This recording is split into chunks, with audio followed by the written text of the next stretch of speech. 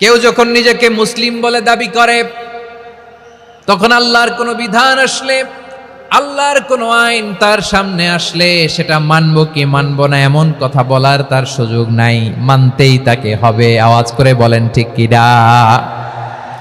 এই আয়াতের পরেই আল্লাহ বলছেন, ওয়ামা কানা লি মুমিনিন ওয়ালা মুমিনাতিন ইযা কাদাল্লাহু ওয়া রাসূলুহু আমরান আন ইয়াকুনা লাহুমুল খিয়ারাতু মিন আমরিহিম।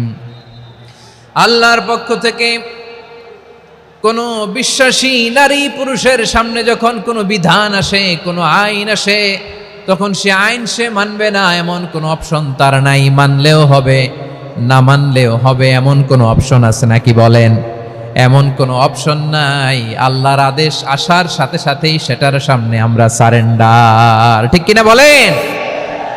আল্লাহর আদেশ আসলেই সারেন্ডার, আল্লাহর কথা আসলেই সারেন্ডার। এখানে আমার কথা চলবে?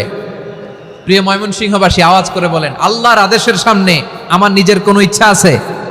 আমার কোনো কথা আছে?